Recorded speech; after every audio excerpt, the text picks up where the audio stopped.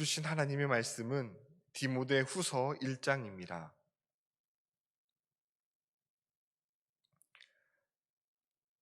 디모데후서 1장 1절에서 8절까지 말씀입니다. 신약성경 343면에 있습니다. 디모데후서 1장 1절에서 8절까지 말씀을 함께 봉독하시겠습니다. 하나님의 뜻으로 말미암아 그리스도 예수 안에 있는 생명의 약속대로 그리스도 예수의 사도된 바울은 사랑하는 아들 디모데에게 편지하노니, 하나님 아버지와 그리스도 예수 우리 주께로부터 은혜와 긍휼과 평강이 내게 있을지어다. 내가 밤낮 간구하는 가운데 쉬지 않고 너를 생각하여 청결한 양심으로 조상적부터 섬겨오는 하나님께 감사하고, 내 눈물을 생각하여 너 보기를 원함은 내 기쁨이 가득하게 하려 함이니, 이는 내 속에 거짓이 없는 믿음이 있음을 생각함이라. 이 믿음은 먼저 내 외조모 로이스와 내 어머니 유니게 속에 있더니 내 속에도 있는 줄을 확신하노라. 그러므로 내가 나의 안수함으로 내 속에 있는 하나님의 은사를 다시 부릴 듯하게 하기 위하여 너로 생각하게 하노니, 하나님이 우리에게 주신 것은 두려워하는 마음이 아니요 오직 능력과 사랑과 절제하는 마음이니, 그러므로 너는 내가 우리 주를 증언함과 또는 주를 위하여 갇힌 자 된 나를 부끄러워하지 말고 오직 하나님의 능력을 따라 복음과 함께 고난을 받으라. 아멘. 디모데후서는 바울이 로마 감옥에 갇혀 있을 때 영적인 아들인 디모데에게 쓴 편지입니다. 흔히 디모데후서를 임종서신이라고 합니다. 죽음이 임박했을 때 바울이 마지막으로 쓴 편지가 바로 디모데후서라는 거지요. 오늘은 첫 시간으로 디모데후서의 배경을 살펴보겠습니다. 이 바울이 3차 전도 여행을 마치고 이방인 지도자들과 함께 예루살렘을 방문합니다. 그리고 그들의 손에는 예루살렘 교회 성도들을 향한 구제 헌금이 들려져 있었습니다. 재정적으로 어려운 가운데 있는 예루살렘 교회를 위해 이방인 성도들이 힘을 다하여 헌금을 모았던 것이죠. 그런데 이 바울이 예루살렘에서 매우 어려움을 겪게 됩니다. 이 누군가 바울을 오해하여서 이방인들을 데리고 성전 안으로 들어가서 성전의 거룩한 곳을 더럽혔다라고 소리쳐서 이 유대인들이 득달같이 달려들어 바울을 죽이려고 한 것입니다. 물론 이것은 오해였습니다. 바울은 이방인들을 데리고 거룩한 곳에 나아간 적이 없습니다. 하지만 이러한 오해로 인하여 바울이 지금 죽게 되었는데, 다행히도 이 천부장의 개입으로 인하여 위기를 모면하게 됩니다. 이때부터 이제 바울이 지루한 이 재판이 시작이 되는데요. 벨리스 총독 그리고 베스도 총독 역시 바울이 무죄함을 알고 있었지만 바울을 풀어주지 않습니다. 그렇게 석방의 기미가 보이지 않고 계속해서 감옥에 갇혀 있게 되자 바울은 이제 로마 황제 가이사에게 상소하게 됩니다. 그리하여 바울은 그토록 가고 싶어 했던 로마를 이제 가게 되었습니다. 하지만 떳떳한 복음 전도자의 신분으로 간 것이 아니라 바로 이 죄수의 신분으로 방문하게 된 것입니다. 그리고 이때부터 이 로마 황제에게 재판을 받기 전까지 이 옥중에서 쓴 서신이 있는데요. 그것이 바로 에베소서, 빌립보서, 골로새서, 빌레몬서입니다. 이것을 우리가 옥중 서신이라고 부릅니다. 자, 그렇게 2년 동안 셋집에서 갇혀 있었던 바울은 이 재판이 잘 진행되어서 자유를 누리게 됩니다. 그래서 이제 이 감옥에서 풀려난 이후 4년 동안 그리고 혹은 5년 동안 전도 여행을 떠나는 것인데요. 이것을 바로 4차 전도 여행이라고 부릅니다. 이때 바울은 이 디모데를 에베소 지역에 남겨놓고 그곳에서 목회하도록 하고요. 또 디도는 그레데 섬에 남아있어서 그곳에서 목회할 것을 당부하였습니다. 바로 이때 쓴 편지가 바로 디모데 전서와 디도서입니다. 자, 그러다가 AD 64년 로마에 큰 화재가 발생합니다. 이 로마 황제 네로는 이 성난 민심을 잡기 위해서 그것을 방향을 다른 쪽으로 돌리기 위해서 이 화재의 원인이 기독교의 소행이다라고 발표합니다. 그리고 막무가내로 이 기독교인들을 사로잡게 되지요. 이때 사로잡힌 자 중에 바로 사도 바울이 포함되었습니다. 지난번과는 달리 이번에는 죽음이 불가피해 보였습니다. 그리하여 죽음을 목전에 두고서 마지막으로 유언적으로 쓴 편지가 바로 디모데 후서인 것입니다. 이제 편지의 수신자인 디모데에 대해서 살펴봅니다. 첫째, 디모데는 이 에베소 지역이라는 아주 중요하고 큰 지역의 교회 지도자가 되었지만 아직 지도자가 되기에는 매우 젊었습니다. 그래서 바울은 디모데에게 편지를 하면서 이렇게 당부를 합니다. 누구든지 내 연소함을 업신여기지 못하게 하고, 우리나라와 마찬가지로 당시 사회에서도 이 연로한 사람이 존대받는 사회였기 때문에 이 디모데의 연소함은 자칫 목회 사역의 걸림돌이 될 수 있었습니다. 그래서 바울은 디모데에게 더욱 각별하게 말과 행동을 일치하는 그 믿음의 본을 보여야 하고, 말씀 사역자로서 이 말씀 선포의 직무를 충실하게 감당할 것을 당부하였습니다. 둘째, 디모데는 병약했습니다. 이 디모데 전서에 보면 바울은 디모데의 자주 나는 병에 대해서 언급합니다. 그래서 건강을 위해서 물만 마시지 말고 포도주를 조금씩 쓰라고 조언하였습니다. 디모데는 나이는 젊지만 육체적으로는 매우 약했던 것이지요. 또한 세 번째로 디모데는 매우 소심한 기질의 소유자였던 것 같습니다. 이 내성적인 성격의 디모데는 이 어려운 과업 앞에서 주눅이 들곤 했습니다. 이에 바울은 디모데에게 일을 맡길 때마다 매우 각별하게 신경을 씁니다.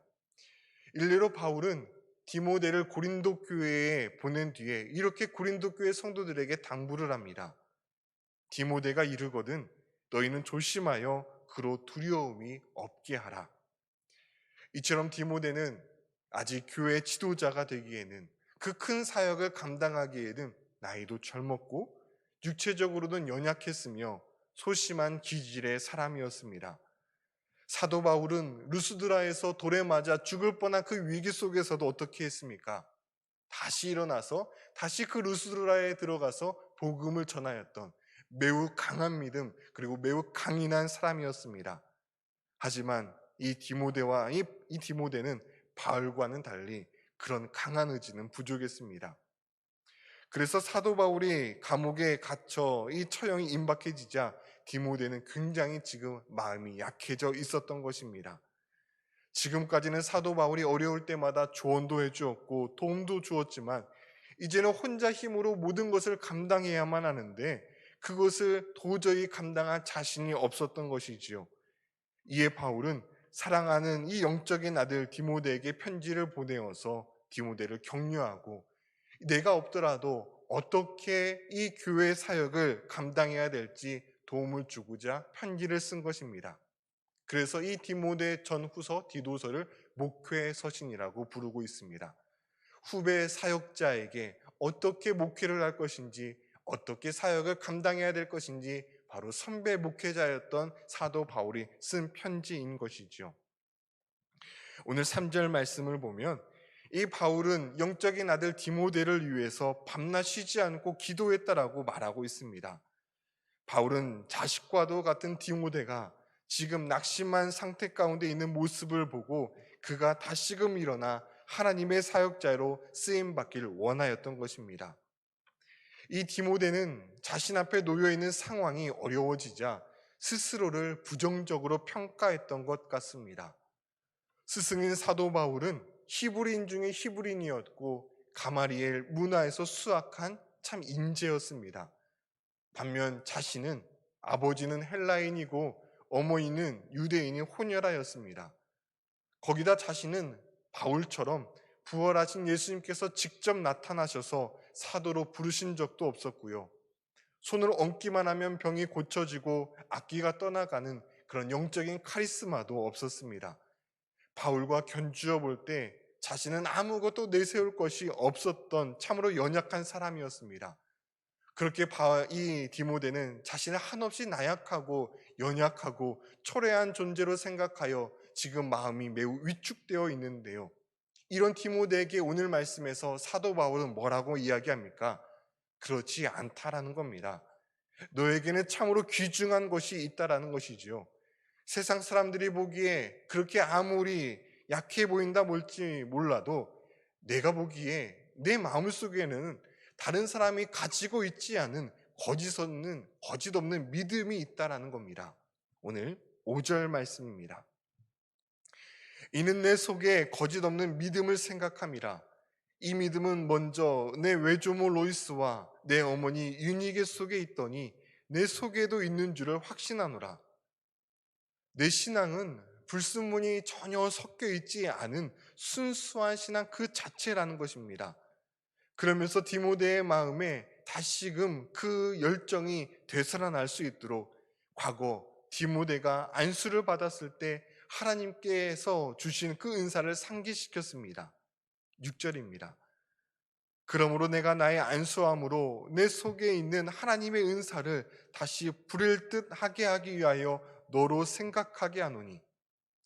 디모데는 지금 자신을 한없이 낮게만 생각했습니다. 하지만 디모데 역시 하나님께 안수를 받을 때 은사를 이미 선물로 받았습니다. 그래서 바울은 지금 이 순간 디모데에게 하나님께서 새로운 은사를 주시는 길을 기도한 것이 아니라요. 이미 은사를 받았지만 지금 여러 가지 상황으로 위축되어 있는 그 은사가 다시금 불릴 듯 일어나길 원한다고 간구했던 것입니다. 한 신학자는 이렇게 말합니다. 모든 그리스도인 사역자들은 그들 자신이 맡은 임무가 아무리 작은 것이라 할지라도 하나님께서는 그들에게 그 임무를 수행할 수 있을 만한 특별한 은혜를 주시지 않은 채로 그 임무를 맡기지 않으셨다는 사실을 지속적으로 확신해야 한다. 이것은 디모데뿐만 아니라 우리 모두에게 해당되는 말입니다.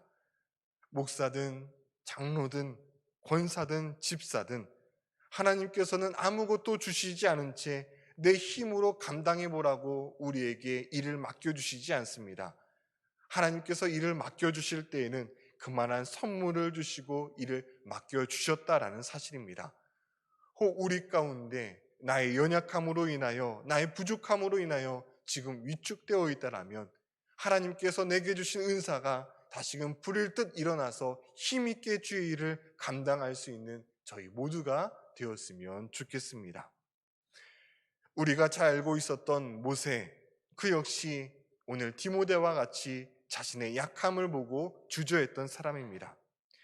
출애굽기 3장 말씀을 보면 이 하나님께서 미디안에서 양을 치고 있는 모세에게 나타나셔서 이스라엘 백성들을 애굽의 손에서 이끌어내어 내가 내게 지시할 땅 젖과 꿀이 흐르는 가나안 땅으로 인도해내라고 명령하십니다. 하지만 모세는 주님의 부르심 앞에 바로 순종할 수 없었습니다. 지난 40년 동안 자신감이라고는 완전히 상실하고 자신은 이제 나이가 많이 들어 아무것도 할 수 없는 존재라고 생각했기 때문입니다. 자신은 무능한 존재라고 여겼습니다. 하나님께서는 이런 모세를 거듭에서 일으켜 세우십니다. 모세에게 지팡이를 뱀으로 변하는 이적을 보여주셨고 나병으로 손이 생겼다가 없어지는 이적도 보여주셨습니다. 모세가 그럼에도 거부를 하자 자신은 말을 잘하지 못한다라고 망설이자 그럼 내가 내 입에 함께 있어 할 말을 가르쳐 주시겠다고 하나님은 거듭해서 모세를 말씀하셨습니다. 그럼에도 모세는 오 주여 보낼 만한 자를 보내소서 나는 부족해서 못하겠다라고 계속해서 거절하였습니다. 그렇습니다. 디모데와 모세는 하나님의 부르심을 받았지만 자신의 약한 모습을 바라보았을 때 부르심에 주저할 수밖에 없었습니다. 하지만 하나님께서는 자신의 연약함을 바라보지 말고 하나님을 바라보라고 말씀하십니다. 내가 너를 떠나지 아니하며 버리지 아니하리라. 오직 나를 앙망하는 자는 새 힘을 얻으리니 독수리가 날개치며 올라감 같을 것이요 다른 막질하여도 곤비하지 아니하겠고 걸어가도 피곤하지 아니하리로다. 자신의 연약함으로 주저앉아 있는 자들에게 불안정한 그 미래로 걱정하고 있는 자들에게 주님은 이렇게 격려하고 계십니다. 내가 너와 함께 하겠다. 일어나 걸어가라. 우리가 아무리 연약할지라도 하나님께서 함께 하시면 나아갈 수 있습니다. 상황과 어려움을 돌파할 수 있습니다. 믿음이란 나를 바라보는 것이 아니라 하나님을 바라보는 것입니다. 자신의 부족함과 자신의 연약함을 바라보며 그렇게 나아가는 것은 굳이 겸손한 태도가 아닙니다. 우리는 믿음 있는 자세, 내가 아니라 나에게 능력 주시고 나와 함께 하시는 하나님을 바라보며 나아가는 자가 믿음 있는 자임을 우리가 고백하면서 오늘 우리가 그 믿음 있는 자세로 담대하게 나아갔으면 좋겠습니다. 함께 기도하시겠습니다. 자신의 연약함을 먼저 생각하는 것, 자신의 나약함, 자신의 부족함에 먼저 생각하여 머물러 있는 것, 여러분, 이것은 겸손한 자의 모습이 아니라 믿음 없는 자의 모습입니다. 하나님, 우리의 시선이 나에게 머물러 있는 것이 아니라 하나님을 바라볼 수 있는 그 믿음을 허락하여 주시옵소서. 디모데와 모세가 자신의 연약함을 바라보았을 때 하나님의 소명 주셨음에도 불구하고 주저하였던 것처럼, 그러나 그들이 하나님의 말씀에 순종하여 믿음으로 나아갔을 때 하나님은 이들을 통하여 하나님의 일을 행하셨던 것처럼, 주님, 저희도 믿음 없는 자의 모습이 아니라 믿음 있는 자의 모습으로 하나님께서 주신 그 믿음을 가지고 담대하게 나아갈 수 있는 저희 되게 하여 주시옵소서. 우리 이 시간 하나님을 바라보며 나아갈 수 있는 그런 믿음 있는 자가 될 수 있도록 함께 말씀을 생각하며 기도하도록 하시겠습니다. 기도하시겠습니다.